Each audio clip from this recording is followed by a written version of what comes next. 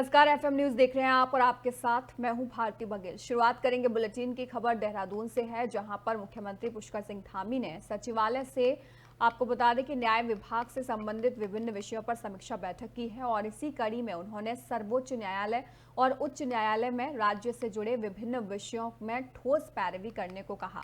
उन्होंने कहा कि उत्तराखंड युवा राज्य है और राज्य के समग्र विकास के लिए हम सबको नई कार्य संस्कृति के साथ आगे बढ़ना है। मुख्यमंत्री ने कहा कि न्यायालयों से संबंधित मामलों में कार्यवाही में तेजी लाने के लिए डिजिटल माध्यमों का अधिकतम उपयोग किया जाए। यह सुनिश्चित किया जाए राज्य से जुड़े विभिन्न विषयों पर पैरवी मजबूती के साथ हो। राज्य की विकास यात्रा में सबको सहयोगी बनकर आपको बता दें कि कार्य करना है, ऐसा उन्होंने कहा और सभी को कार्यों और दायित्वों का पूरे मनोयोग से निर्वहन करना जरूरी है। उन्होंने कहा कि कार्य संस्कृति में नवाचार जरूरी है। परंपरा से हटकर हमें अभिनव प्रयोग पर अधिक ध्यान जो है वो दिया जाए।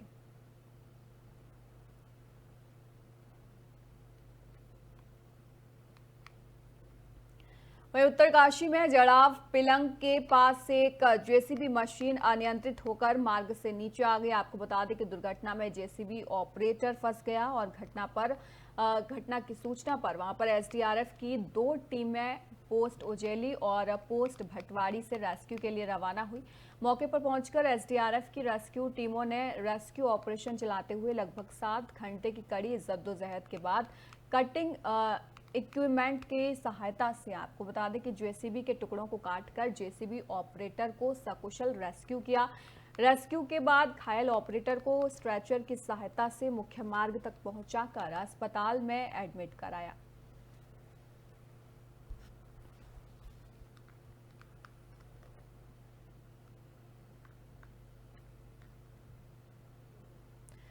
दिवाली के उत्साह के बीच देहरादून की मित्र पुलिस ने ऑनलाइन सट्टा गिरोह का पर्दाफाश कर 8 लोगों को गिरफ्तार किया है। आपको बता दें कि वहीं गिरफ्तार अभियुक्तों के कब्जे से 6 लैपटॉप, 8 मोबाइल फोन और 1 लाख रुपए नकद बरामद किए गए हैं।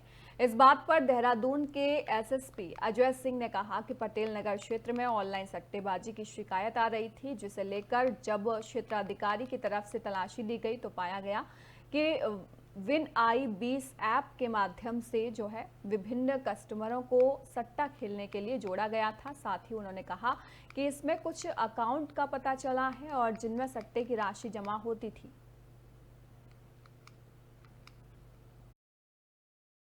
हाँ, इसमें चूंकि दिवाली का त्योहार आ रहा है, काफ़ी सारा ये शिकायत आ रही थी कि अब जो है ऑनलाइन सट्टे पर एक जगह पटेल नगर में शिकायत थी कि वहाँ पर ये संचालित हो रहा है, जिसमें बाहर के काफ़ी लोग आकर रुके हुए हैं।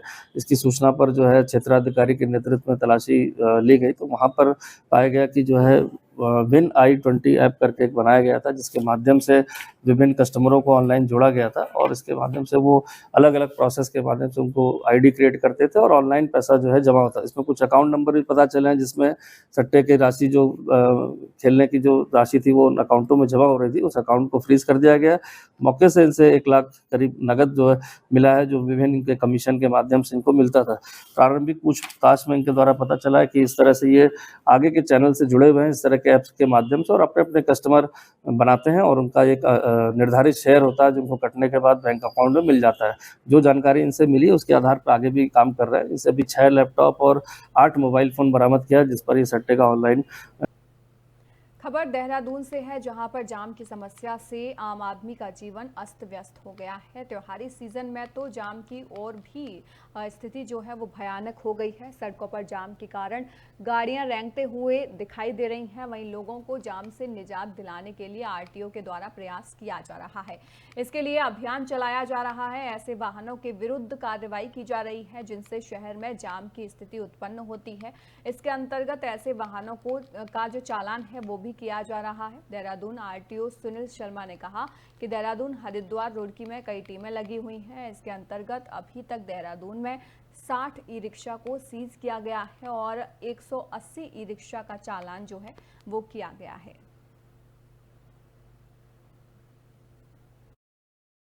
देखिए, ऐसा है कि ये बहुत बड़ी समस्या है। आपने सही तौर पे इंगित किया कि ये विक्रम का जो संचालन है उससे ना सिर्फ पूरे ट्रैफिक में जाम की स्थिति उत्पन्न होती है, परंतु जो और स्टेज कैरेज की बसेस हैं, जो उस पर भी बहुत विपरीत प्रभाव पड़ता है।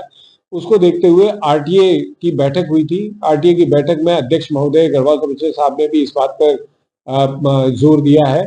हम सारे विक्रमों को पहले देहरादून शहर से जितने भी अभी 450 के लगभग विक्रम बचे हुए हैं, उनको इस तरह हटाकर उनकी जगह 8 सीटर से अधिक 4 पहिए वाली गाड़ियों को दे रहे हैं, जो स्टेज कैरेज के माध्यम से संचालित होगी।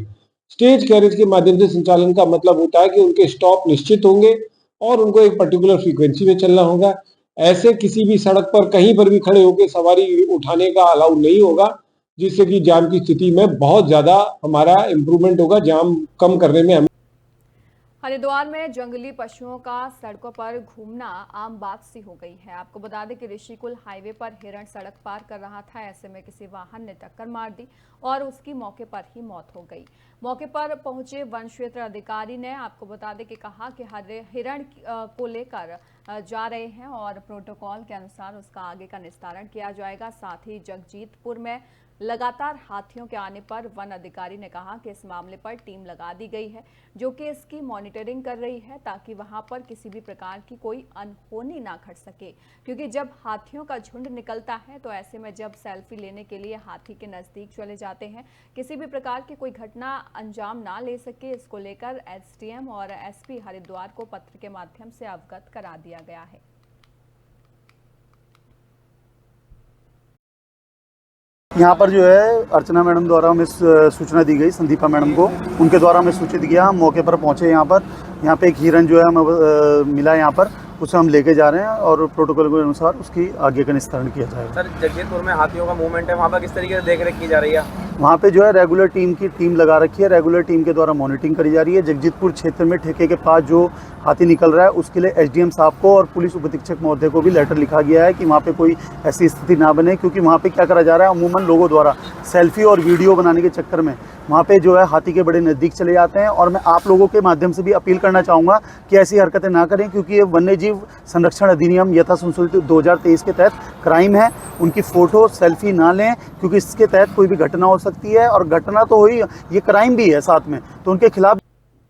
खबर खटीमा से है, जहां पर दीपावली त्योहार को देखते हुए कच्ची शराब के नशे में सौदागरों पर नकेल कसने के लिए आबकारी विभाग खटीमा क्षेत्र 2 द्वारा क्षेत्र में लगातार अभियान चलाया जा रहा है, जिसके अंतर्गत आज खटीमा क्षेत्रीय अधिकारी निरीक्षक लालूराम और खटीमा आबकारी टीम के आलावर्ती क्षेत्र के जंगलों में छापेमारी कर अवैध रूप से शराब बनाने वाली 3 जलती हुई भट्टियां नष्ट की गई। साथ ही 50 लीटर कच्ची शराब जो है वो भी बरामद की गई है और 3400 किलो लाहा नष्ट किया गया और कच्ची शराब बनाने में प्रयुक्त उपकरण को नष्ट किए गए। इस अवसर पर क्षेत्रीय आबकारी निरीक्षक लालूराम ने बताया कि उनके द्वारा लगातार क्षेत्र में सर्च अभियान जारी है।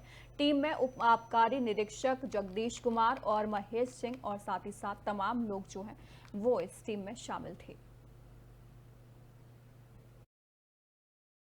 आबकारी आयुक्त महोदय उत्तराखंड के आदेशानुसार और जिला आबकारी अधिकारी श्री राजीव सिंह चौहान के नेतृत्व में मुझ आबकारी निरीक्षक द्वारा क्षेत्र 2 खटीमा में दबिश दी गई और आलावर्दी के जंगलों में चलती हुई 3 भट्टियां पकड़ी गई, जिसमें से लगभग 50 लीटर शराब खाम बरामद की गई और 3400 किलो लहन को मौके पर ही नष्ट किया गया तथा जो भी ये उपकरण थे।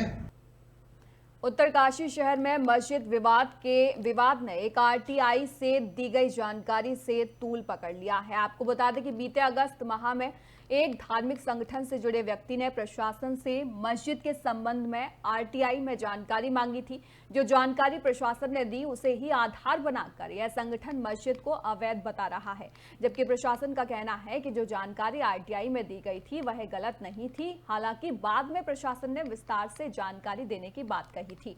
बीते 14 अगस्त को शहर में एक समुदाय के धार्मिक संगठन से जुड़े व्यक्ति ने जिला प्रशासन से मस्जिद के संबंध में सूचना अधिकार में यह जानकारी मांगी कि मस्जिद के नाम कोई पट्टे, फ्री होल्ड, नजूल की भूमि तो स्वीकृत नहीं है। इस पर प्रशासन की ओर से यह जानकारी दी गई है कि बाड़ाहाट नगर क्षेत्रांतर्गत मस्जिद के नाम कोई भूमि, नजूल, फ्री होल्ड या फिर पट्टा आवंटित नहीं है।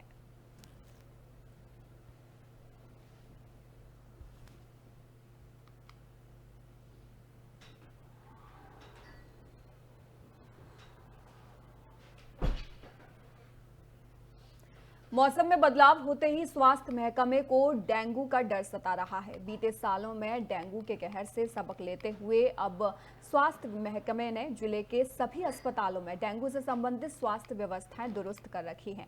मौसम में बदलाव होते ही अस्पतालों में मरीजों की संख्या में लगातार इजाफा देखा जा रहा है, लेकिन डेंगू के मरीज अभी ना के बराबर हैं। राहत भरी खबर यह है कि इस बार डेंगू अपने पैर नहीं पसार सका है।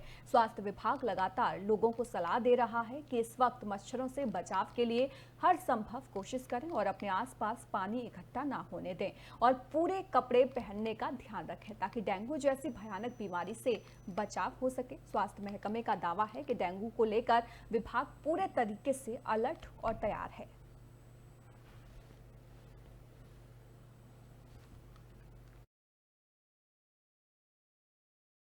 डेंगू के निदान के लिए हमने अभी हाल ही में डेंगू के लिए इलाजा मशीन मंगाई है। डेंगू रैपिड टेस्ट हमारे यहाँ हो रहा है। CBC भी मशीन हमने रिन्यू कराई है, बहुत दिनों से खराब थी।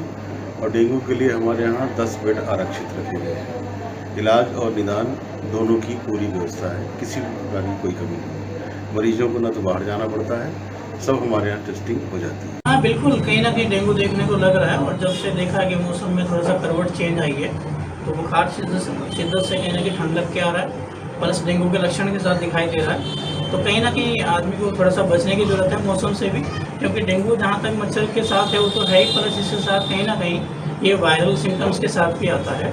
और स्पेशली मौसम करवट के साथ साथ जैसे मौसम बदल रहा है इस समय वायरल के संक्रमण ज़्यादातर देखने को मिलते हैं।